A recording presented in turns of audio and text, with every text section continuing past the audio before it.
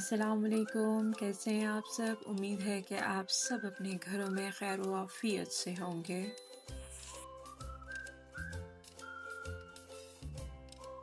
आज हम बनाने जा रहे हैं बीफ कोरमा। ये इंतहाई आसान और लज़्ज़त में भरपूर एक डिश है। ये डिश शादी ब्याह और दीगर तकरीबात में बहुत शौक़ से खाई जाने वाली डिश है और आप इस डिश को अपनी इफ्तार पार्टीज़ में और ईद के मेन्यू में शामिल कर सकते हैं। आज हम बनाने जा रहे हैं तकरीबन 4 किलो बीफ का कोरमा। तो चलें शुरू करते हैं। बिस्मिल्लाहिर्रहमानिर्रहीम।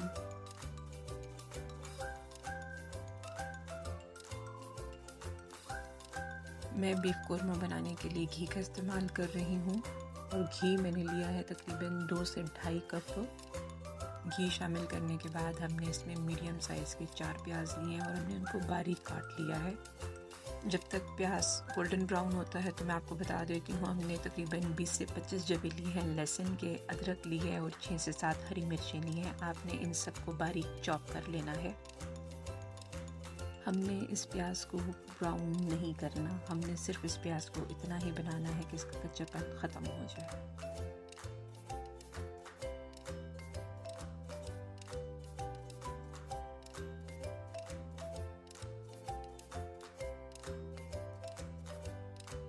तकरीबन 10 मिनट के पकने के बाद प्याज अपना कलर चेंज कर चुका है और हमने इसी स्टेज में इस प्याज को निकाल लेना है।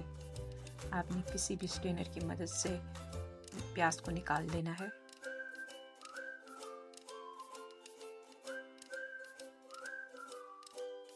प्याज को निकालने के बाद हमने इसमें बारीक चॉप की हुई अदरक, लहसुन और हरी मिर्च शामिल कर देनी है और हमने इनको इतना पकाना है कि इसमें से अरोमा आना शुरू हो जाए।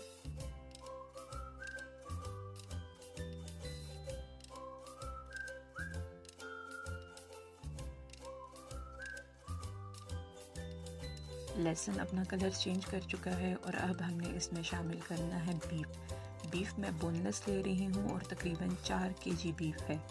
हमने इसमें गोश्त शामिल करने के बाद इसको अच्छे तरीके से भून लेना है। मैं बीफ कोरमे के लिए रान का गोश्त का इस्तेमाल कर रही हूँ।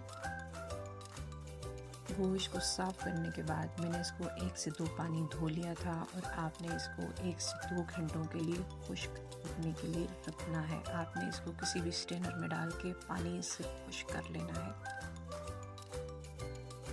खुश्क गोश्त की भुनाई बहुत आसानी से हो जाती है।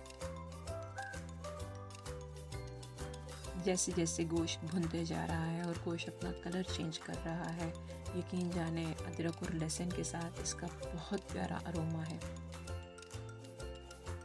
इस गोश्त को मैंने तकरीबन 20 से 25 मिनट ही भूनना है।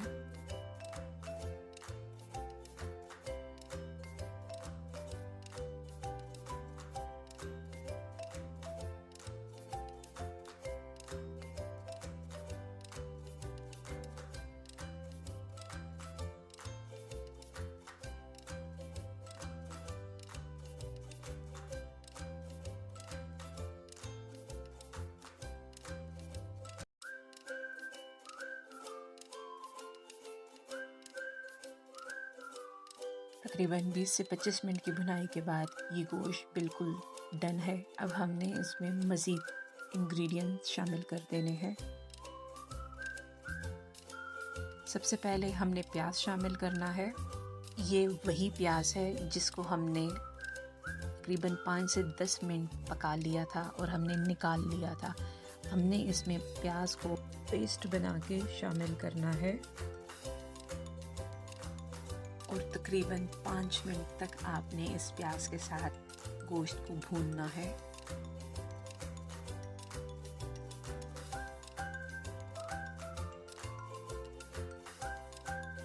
गोश्त हमारा भुन चुका है और अब हमने इसमें होममेड बीफ कोरमा मसाला शामिल कर देना है और इस कोरमे मसाले की रेसिपी मैं आपको डिस्क्रिप्शन बॉक्स में दे दूँगी। मसाले की क्वांटिटी मैं आपको बता दूं तो हमने तकरीबन 4 किलो बीफ के लिए 6 टेबल स्पून बीफ कोरमा मसाला लिया है। यकीन करें कि होममेड मसाले से इस कौरमे में जो लज़्ज़त और जायका आता है वो किसी भी ब्रांड की मसाला इस्तेमाल करके वो आपको टेस्ट नहीं मिलेगा। तो कोशिश करें जब भी आप कौरमा बनाएं तो आपने होममेड मसाले का इस्तेमाल करना है। अब बीफ हमारा बिल्कुल भुन चुका है। अब हमने इसमें तकरीबन 2 लीटर पानी शामिल कर देना है और आपने इसको तकरीबन 2 घंटों के लिए हल्की आंच पे दम पे छोड़ देना है। तकरीबन 2 घंटे पकने के बाद ही ये गोश्त बिल्कुल गल चुका है और अब हमने इसमें कौरमे का मेन इंग्रेडिएंट शामिल कर देना है। हमने इसमें 1 किलो दही का इस्तेमाल करना है। कौरमे की इस रेसिपी में टमाटरों का इस्तेमाल बिल्कुल नहीं होता। टमाटरों की जगह हम इसमें दही शामिल कर चुके हैं और दही ही इस सालन की जान है। आपने दही शामिल करने के बाद तकरीबन 5 से 10 मिनट तक इसको मज़ीद पकाना है। आपने आंच तेज़ नहीं रखनी।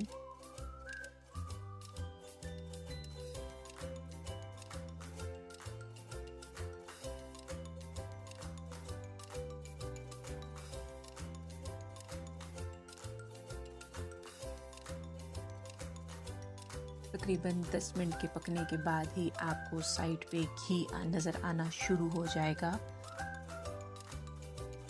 जब आपको इस पे घी आना शुरू हो जाए तो आपने आंच को बंद कर देना है और आपने इसको तकरीबन आधे घंटे के लिए रेस्ट देना है। आधे घंटे के रेस्ट के बाद आपने किसी भी प्यारे सी सर्विंग में इसको निकाल लेना है।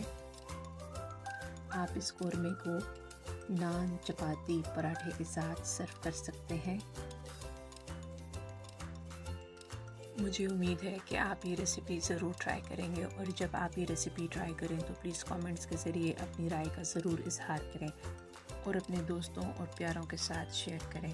मेरे चैनल को सब्सक्राइब कर दें, बेल आइकन को प्रेस कर दें। बेल आइकन को प्रेस करने से मेरी जब भी नई वीडियो आएगी तो सबसे पहले आपके पास नोटिफिकेशन आएगा।